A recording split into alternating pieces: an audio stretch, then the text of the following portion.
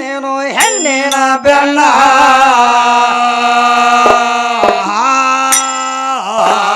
ಸಂಬಗ 5 ಮುಖದ ನಾಮ ಕೇಳ್ತಿ ಎಷ್ಟ ಹೈರಾಣ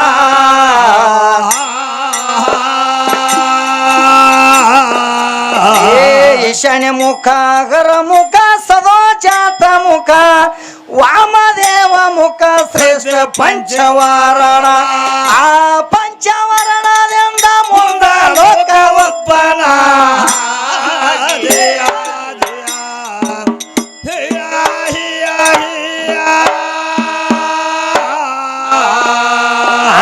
ಪಂಚವರಣದಿಂದ ಮುಂದ ಲೋಕ ಒಪ್ಪನ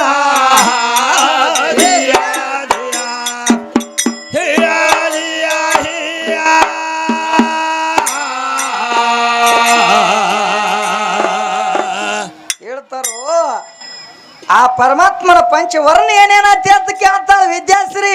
ಹೌದು. ಈಗ ಸದಾ ಪರಮಾತ್ಮಗ ನೋಡ್ಬೇಕಾದ್ರ 5 ಮುಖ ಅದಾವು. ಹೌದು. ಆ 5 ಮುಖದ ಹೆಸರು ಏನೇನೈತಿ ಅಂತ ವಿದ್ಯಾಶ್ರೀ ಪ್ರಶ್ನೆ ಮಾಡ್ಯಾವ.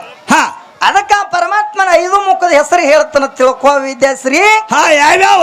ಯಾಕಂದ್ರ ಪ್ರಥಮದಾಗ ಹೇಳ್ಬೇಕಾದ್ರೆ ಈಗ ಸದಾ ಈಶಾನ್ಯ ಮುಖ, ಈಶಾನ್ಯ ಮುಖ, ಅಗೋರ ಮುಖ, ಅಗೋರ ಮುಖ, ಸದೋಜಾತ ಮುಖ, ಸದೋಜಾತ ಮುಖ, ತತ್ವ ಪುರುಷ ಮುಖ, ತತ್ವ ಪುರುಷ ಮುಖ, ವಾಮದೇವ ಮುಖ. ಹೌದು. ಯಾಕಂದ್ರ ಪರಮಾತ್ಮ ಆಗಿದ್ದಂತ 5 ಮುಖದ ಹೆಸರ ಈಶಾನ್ಯ ಮುಖ, ಅಗೋರ ಮುಖ, ತತ್ವ ಪುರುಷ ಮುಖ, ಸದೋಜಾತ ಮುಖ, ವಾಮದೇವ ಮುಖ. ಹೌದು.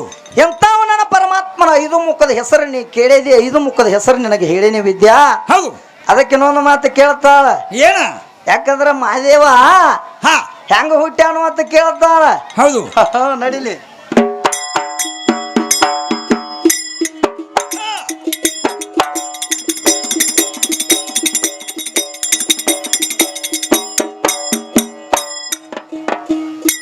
ಆದಿನಾರಾಯಣಗ ಆಧಾರ ಏನು ಇದ್ದಿದಿಲ್ಲ, ಏನು ಇದ್ದಿದಿಲ್ಲ, ಇದ್ದಿದಿಲ್ಲ, ಏನು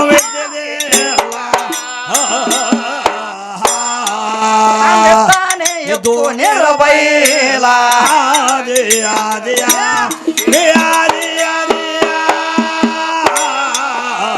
ಶಂಭು ಬಿಂಬ ಜಗಕ್ಕೆಲ್ಲ ತುಂಬೆ ತುರ್ಕನಲ್ಲ, ತುಂಬೆ ತುರ್ಕನಲ್ಲ, ತುರ್ಕನಲ್ಲ, ತುಂಬೆ ತುರ್ಕನ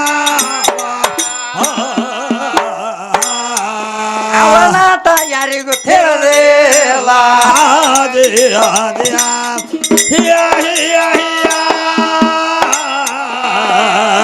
ಎಂದ ಬಂದ ಬಿದ್ದೆಯ ಗಂಠ ಒಳ ಹೇಳಿ ಹೋಗುದಿಲ್ಲ ಹೊಂಡ, ಒಳ ಹೇಳಿ ಹೋಗುದಿಲ್ಲ ಹೊಂಡ, ಒಳ ಹೇಳಿ ಹೋಗುದಿಲ್ಲ ಹೊಂಡ.